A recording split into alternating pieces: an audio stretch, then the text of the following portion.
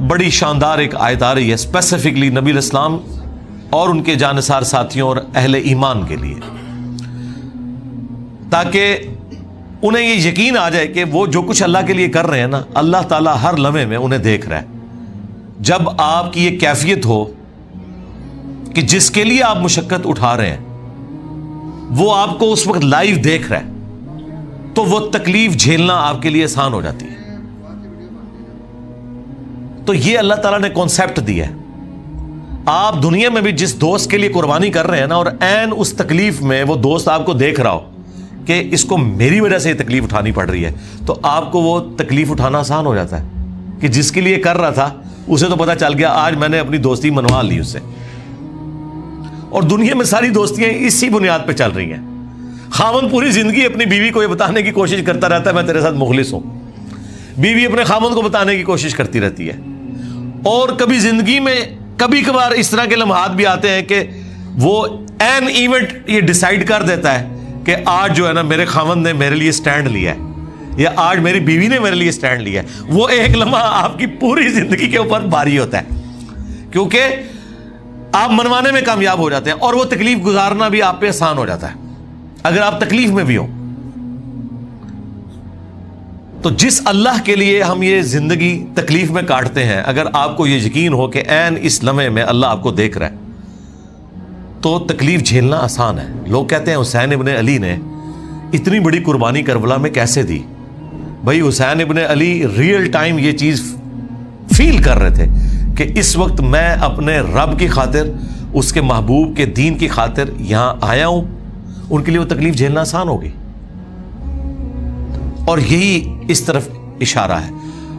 وَمَا تَكُونُ فِي شَأْنٍ، اور اے نبی تم کسی حال میں بھی ہو، وَمَا تَتْلُو مِنْهُ مِنْ قُرْآنٍ، اور جب کبھی بھی تم قرآن کی تلاوت کر رہے ہوتے ہو، کبھی ایسا نہیں ہوتا، وَلَا تَعْمَلُونَ مِنْ عَمَلٍ، اور نہ کوئی عمل تم کر رہے ہوتے ہو نیکی کا۔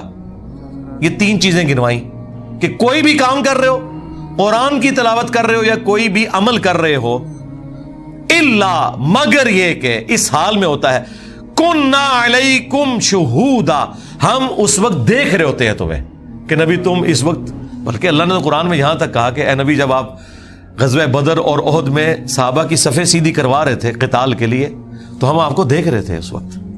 ہاں، حضرت نوح علیہ السلام کے بارے میں قرآن میں آیا کہ اے نوح ہماری آنکھوں کے سامنے اور ہماری انسٹرکشنز کے مطابق وہ کشتی بنا۔ وہ اتنی بڑی کشتی بنانا ان کے لیے آسان ہو گئی، کیونکہ ہر لمحے پہ جب اللہ آپ کو بتا رہا ہو کہ اہلا پھٹا ایتھے لانا ہے، ایتھے کیل ٹھوکنا ہے، آپ ذرا اس کی لذت کو فیل کریں۔ اور قرآن میں آیا کہ ہماری آنکھوں کے سامنے اور ہماری وحی کے ذریعے وہ کشتی تیار کر۔ تو اسی لیے تو پھر وہ اتنے عرصے میں کشتی تیار ہوئی تھی، اتنا عرصہ وہ مزہ انجوائے کیا حضرت نوح علیہ السلام نے۔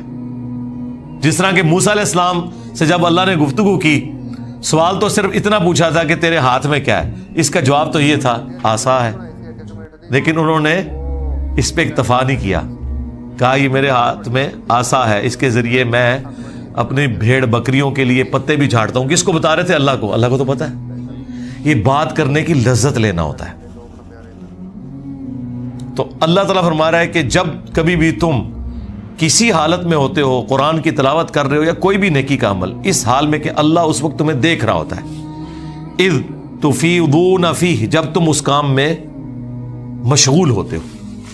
اس کانٹیکسٹ میں وہ بخاری مسلم حدیث ہے کہ اللہ تعالیٰ سب سے زیادہ متوجہ ہو کر وقت کے پیغمبر کو سنتا ہے جب وہ قرآن کی تلاوت کر رہا ہوتا ہے۔ تو نبی اسلام اس لیے بڑے شوق سے قرآن کرتے تھے، اس کی تلاوت کیا کرتے تھے، اس لیے تو اتنا لمبا قیام بھی ہوتا تھا، نمازوں کا بھی اور نوافل کا بھی۔ تو جب تم ان کاموں میں مشغول ہوتے ہو اللہ تمہیں دیکھ رہا ہوتا ہے۔ وَمَا يَعْزُبُ عَنْ رَبِّكَ مِن مِثْقَالِ ذَرَّةٍ فِي الْأَرْضِ وَلَا فِي السَّمَاءِ، اور اے نبی تمہارے رب کی نگاہوں سے کوئی ذرے کے برابر بھی چیز نہ تو زمین میں اور نہ آسمان میں،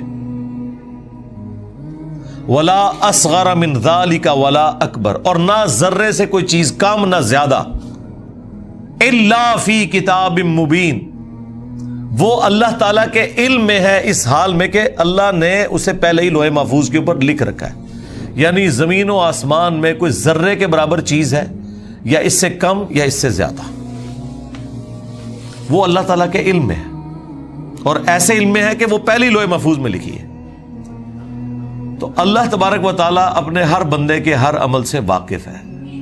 اس کی وجہ سے ایک تو گناہوں سے بچنا بھی آسان ہو جاتا ہے، دوسرا نیکیوں پہ استقامت بھی مل جاتی ہے، انسان کو صبر کرنا آسان ہو جاتا ہے. تکلیف تو بہرحال اس نے آپ کو دینی ہے، چاہے وہ فجر کے وقت بستر چھوڑنے کی تکلیف ہو، سردیوں میں غسل جنابت کی تکلیف ہو، گرمیوں میں روزہ رکھنے کی تکلیف ہو، اور پوری زندگی رزق کی تلاش میں مشقت اٹھانے کی تکلیف ہو. یہ سب سے بڑی تکلیف ہے جو پیٹ لگا ہوا ہے ساتھ. آپ ایک لمحے کے لیے امیجن کریں اگر یہ پیٹ ساتھ نہ ہو تو ہمارے 99% مسئلے حل ہو جائیں. ساری چیزیں اسی کے گرد گھومتی ہیں نا. میاں بیوی کی لڑائیاں بھی اکانومی کی وجہ سے ہو رہی ہوتی ہیں. ہاں، جو بچے بد اخلاق ہوتے ہیں لیکن ماں باپ کو خوب پیسہ دیتے ہیں، ان کے لیے دعائیں نکلتی ہیں ماں باپ کے دل سے، اور جو دیتے کچھ نہیں صرف خوش اخلاق ہوتے ہیں، ان کو وہ منہ پہ بھی ذلیل کرتے ہیں، پیچھے سے بھی ذلیل کرتے ہیں. ایک نیچرل چیز ہے. یہ سب کچھ پیسے کے گرد گھوم رہا ہے. اگر آپ دولت سے، مال سے ان سارے معاملات کو آزاد کر دینا تو آپ کے سارے مسئلے حل ہو جائیں گے. تو یہ سب سے بڑی پرماننٹ تکلیف ہے جو اللہ نے انسان کے ساتھ اٹیچ کی ہے. صرف انسانوں کے ساتھ نہیں، جانوروں کے ساتھ بھی اٹیچ ہے. صبح نکلتے ہیں جانور اللہ پہ توکل کرتے ہوئے، ان کو نہیں پتا ہوتا کہ ہمارا رزق کہاں لکھا ہوا ہے، زندہ بھی واپس آنا ہے نہیں آنا. اللہ تعالیٰ رزق پورا کرتا ہے ان کا، تکلیف وہ بھی اٹھاتے ہیں.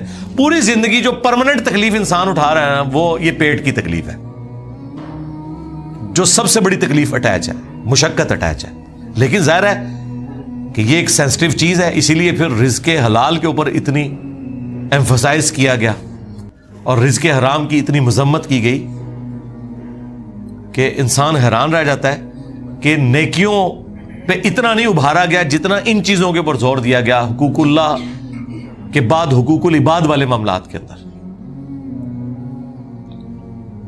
تو یہ سب کچھ اللہ تعالیٰ نے لوح محفوظ میں پہلے ہی لکھ رکھا ہے کہ کس کو کیا تکلیف آنی ہے، اس نے اس کے اگینسٹ کیا پرفارم کرنا ہے، اس نے اللہ کی کیسے تابع فرمان رہنا ہے. یہ ساری کی ساری چیزیں اللہ تعالیٰ نے لوح محفوظ میں لکھی ہوئی ہیں پہلے سے ہی.